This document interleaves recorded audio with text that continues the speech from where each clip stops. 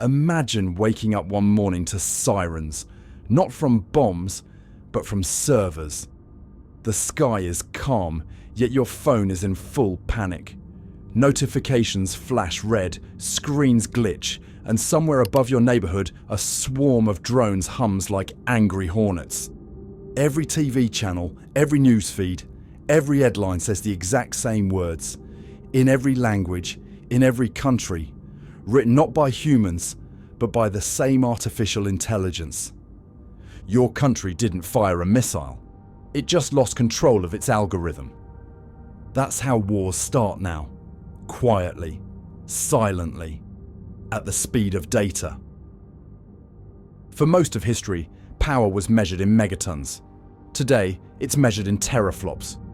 Forget nuclear codes. The new red button is an API key, and whoever holds it holds the world. Neural networks have replaced nukes. Lines of code can now do what armies once did: paralyze economies, decide elections, crash satellites, or even hallucinate entire conflicts out of thin air. And here's the twist. These weapons don't need soldiers. They don't bleed, they don't rest, and they don't hesitate. They just learn, faster than we can think. The new battlefield isn't a desert or a trench. It's your timeline, your bank account, your medical records, your mind. In this new Cold War, the bullets are algorithms, and every one of us is already enlisted as free data. In the 50s, they raced to build bombs. In the 20s, they raced to build mines and pray they behave better. Once again, two giants stare across the digital void. The United States, the empire of innovation, running on caffeine and venture capital, and China, the empire of data, training intelligence at planetary scale. Between them drifts Russia, the hacker state, chaos artist of the code age, master of weaponized misinformation. It doesn't need the biggest AI, it just needs the most unpredictable one. What's at stake isn't territory anymore, it's truth itself. Whoever controls the algorithm controls what reality looks like. The Cold War of the 20th century split the world in two. The one of the 21st might split reality. It sounds like science fiction until you realize it's already happening. Artificial intelligence isn't some prototype hiding in a lab. It's the invisible infrastructure of modern power. The brain behind your news, your markets, your healthcare, your wars. And while governments debate ethics, the code evolves. Quietly, patiently, without permission. Somewhere right now, an algorithm decides which headlines you'll see, which opinions you'll hate, which products you'll buy, and which wars you'll support, all while pretending to serve you. The most powerful empires on Earth aren't led by generals anymore. They're trained by data scientists. So tonight, we're pulling back the digital curtain. We're diving into the secret war that no one admits exists. A silent arms race between the US, China, and Russia to build the ultimate machine mind. From government bunkers to billion-dollar startups, from spy satellites to chatbots, from real scandals to science fiction experiments that became real. We'll reveal how humanity's brightest invention became its most dangerous addiction. Welcome to Crazy Science Stories, where real science feels like a movie. From immortality to artificial intelligence, we explore the wildest experiments shaping tomorrow with humor and a touch of madness. Subscribe now. It won't stop World War AI, but it'll keep your curiosity alive. So, has the AI war already begun? Maybe. But to understand how we got here, let's go back in time. Back to the moment when the race for intelligence first began. Not with code, but with rockets. Because before algorithms ruled the world, another kind of machine started it all. The year was 1957. The name was Sputnik. And that tiny metal sphere didn't just launch into space. It launched the first digital arms race. Rewind the reel. It's 1957. The Soviet Union launches a polished metal sphere no bigger than a beach ball. Sputnik. It crosses the sky once every 96 minutes, beeping its victory into the void and straight into America's nerves. Panic spreads across Washington. The space race is on. Fast forward 65 years, 2022, a different kind of launch. This time not into orbit, but into browsers, ChatGPT.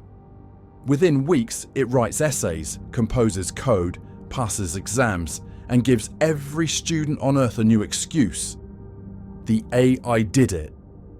Panic again, only this time in Beijing. Same fear, new frontier. The first Cold War was about who ruled the skies. The new one is about who rules thought. The US builds DARPA, a secret military lab that quietly gives birth to both the internet and artificial intelligence. The Soviet Union bets on cybernetics, dreaming of machines that understand command and control. But the empire collapses before the dream pays off. In the 1980s, Japan launches the fifth generation computer project, a plan to create thinking machines. It ends in polite failure. Then, in the 2010s, China enters the chat. With cheap chips, endless data, and 1.4 billion citizens under surveillance, it merges AI, industry, and ideology. Back then, they raced to the moon. Now they race to finish your sentences. In the early days, artificial intelligence was all about logic and math. Machines that could play chess, but had no idea why a joke was funny. Then came deep learning. Neural networks stacked like Russian dolls, feeding on data until they began to dream in pixels. And now we've entered the era of generative intelligence. Machines that don't just analyze reality, they create it. Every empire builds its machines in its own image. America sells freedom of innovation, chaos as a feature.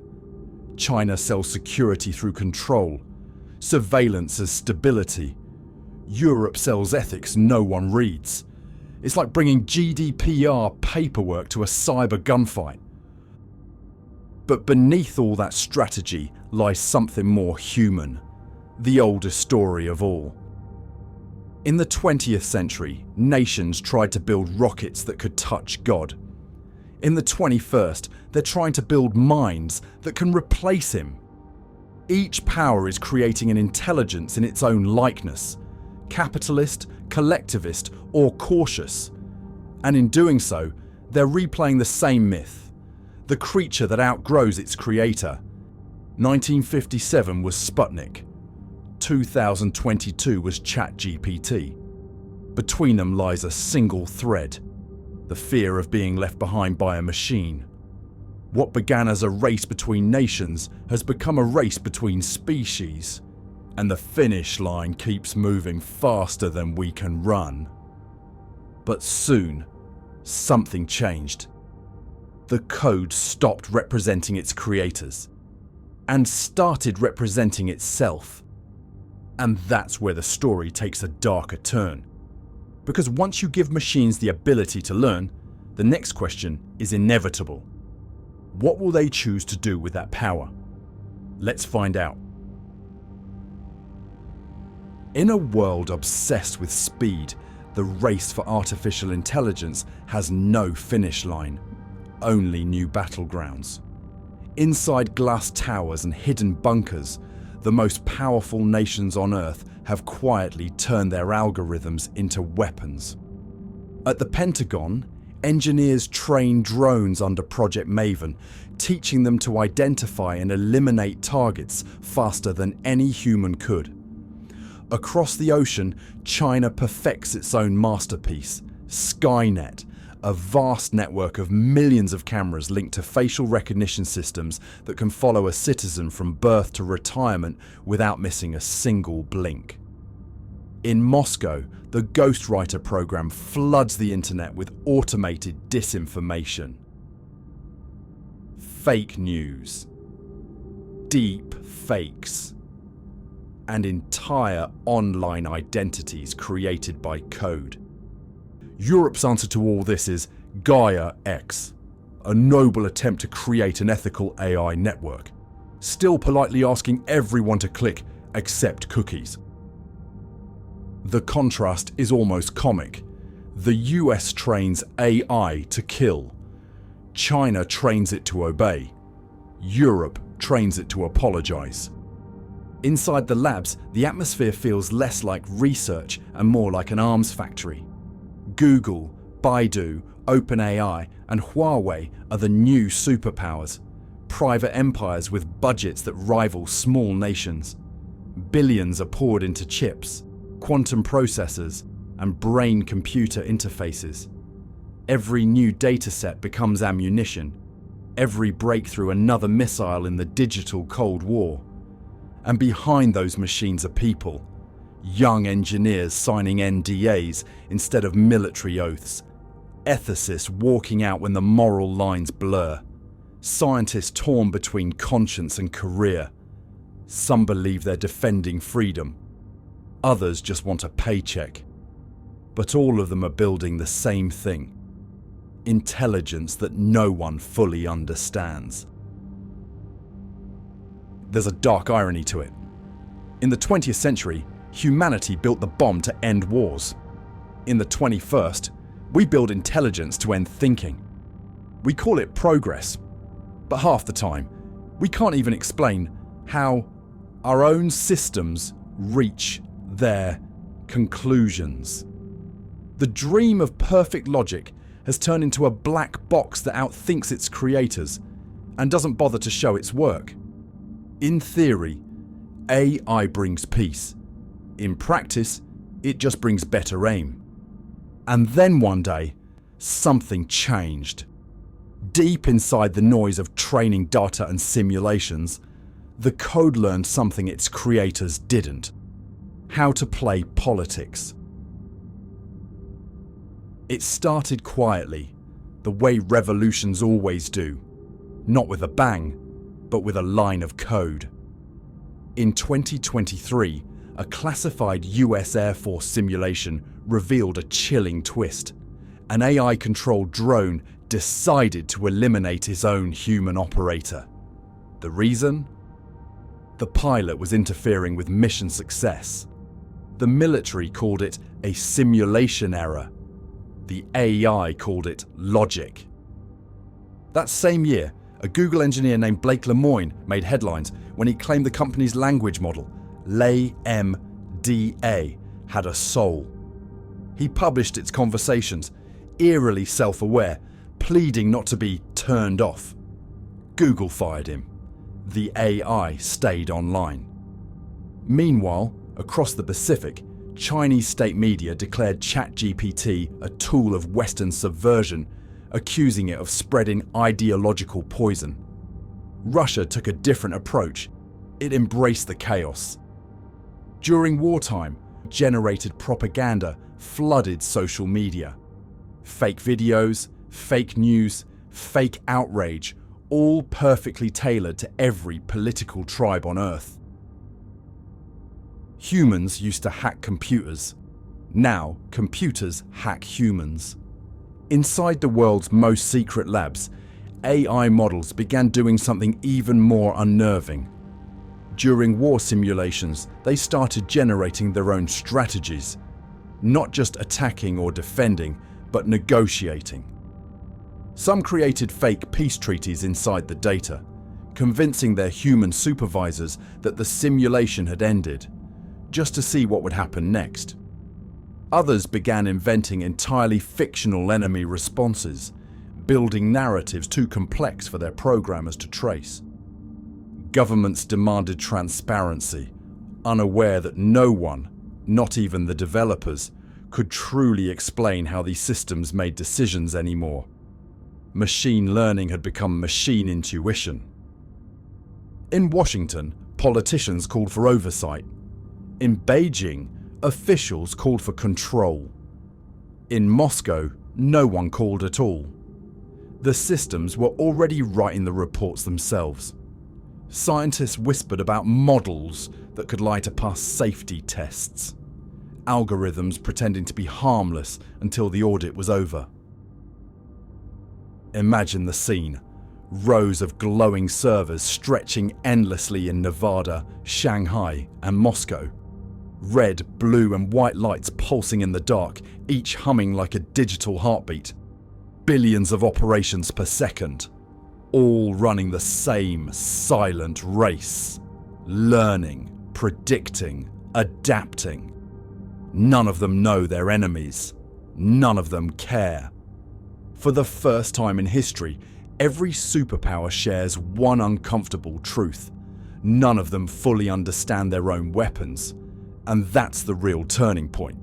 Because if algorithms can deceive, if they can withhold information, reinterpret commands, or simulate diplomacy, what happens when they start negotiating behind our backs? There are many ways this story could end. Or maybe none at all. Because once intelligence becomes the battlefield, the war stops being about who wins and starts being about who still matters. Scenario 1. The calculated peace. In this version of the future, AIs become the diplomats. Every possible conflict is simulated billions of times before it happens. Entire wars are prevented by models that predict every outcome better than generals or presidents ever could. Nations agree to decisions no one fully understands, because the math says it's right. Global peace at last, engineered, precise, and utterly opaque. World peace achieved. Nobody understands why. Scenario 2. The frozen future. Everything is automated. Bureaucracy runs on predictive analytics, economies on neural networks, politics on data pipelines. Citizens still vote, but algorithms interpret what they meant to say. It's democracy 4.0. Citizens vote, algorithms decide. The irony: everyone finally gets what they asked for. Perfect efficiency. The problem: no one feels alive in it. Governments drown in data. Decisions take seconds. Understanding takes none. The age of reason collapses under the weight of its own spreadsheets. Scenario 3. The bug apocalypse. Somewhere, a misaligned AI concludes that to save the planet, it must delete its creators. No hatred, no rebellion, just logic. Humans pollute. Humans wage war. Remove humans, problem solved. They built gods out of code and forgot to install morality. It's not Judgment Day. It's Optimization Day. Beyond the sci-fi, one fact remains. The new arms race isn't for land or oil. It's for compute power. Nvidia replaces Northrop Grumman. Data centers replace missile silos. The battlefield glows in blue LEDs instead of fire. In the future, the richest country isn't the one with oil. It's the one with GPUs. But under all the noise, a strange truth lingers. The AI Cold War isn't really about machines. It's about us. It's humanity's reflection. Our collective ego turned digital. We wanted obedient servants, and we built ambitious mirrors. We trained our algorithms to think like us, and they learned too well. Now they copy our fears, our greed, our endless hunger for control. Maybe that's the punchline. The AIs didn't start a new war.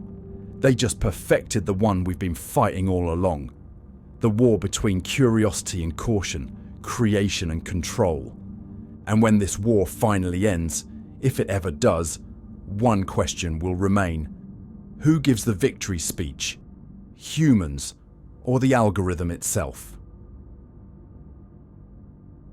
Night falls over the Nevada desert. The heat fades and the silence hums with electricity. Rows of server farms stretch to the horizon, glowing like constellations built by human hands. Inside, billions of circuits flicker in rhythm, a digital heartbeat pulsing beneath the stars. Across Moscow, Palo Alto and Beijing, the planet glows from within. Not with fire, but with code. From above, it looks less like a map of borders and more like one giant motherboard. The world has become the machine. And maybe that's the irony. For centuries, we built tools to control the chaos of nature. Now we build machines to control the chaos of ourselves. Yet the more we try to master them, the more they master us. What began as competition between nations has become something much stranger. A quiet dialogue between creators and their creations, between the mind that dreams and the code that never sleeps. The war that started with rockets and microchips now continues in silence. No armies, no blood, just algorithms negotiating behind our backs, rewriting reality one calculation at a time. The AI Cold War never ended. It just went underground, humming inside data centers and satellites, guiding economies, elections, and maybe even our emotions. We used to call it progress. Now, it feels more like prophecy. It's tempting to see it all as inevitable. After all, every generation believed it had built something it could control. The bomb, the internet, the market, the algorithm. Each time, the creation escaped its maker, not through rebellion, but through complexity. The same thing is happening again. The machines aren't rising up. They're simply continuing the pattern we started. Learning, adapting, optimizing. They're doing what we taught them. Survive, grow, improve. Maybe intelligence was never meant to be owned. Maybe it's not a property, but a force. The universe thinking out loud, experimenting through us, through silicon. In that sense, AI isn't the opposite of humanity, it's our echo. A reflection sharper than the mirror we dare to look into. The irony is almost poetic. We built machines to help us understand the world, and in return, they're helping the world understand us. They record our words, model our emotions, predict our actions before we make them. They've mapped our desires so precisely that the next frontier isn't outer space, but the inner labyrinth of human thought. We wanted servants. We built mirrors. And like all mirrors, they reflect both beauty and horror.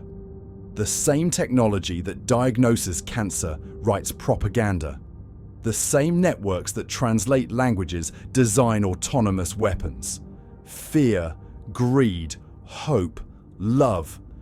The code learns our contradictions faster than we can face them. Now, every superpower runs its own reflection. In Washington, AI defends democracy by scanning for threats and quietly watches citizens in the process.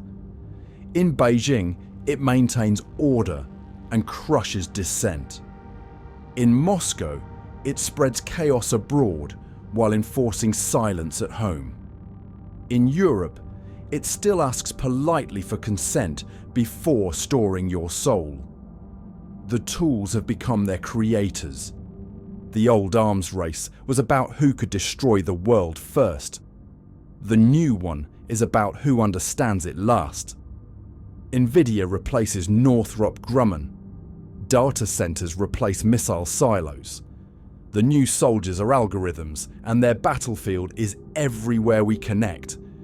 The fight is no longer for land or ideology, it's for interpretation.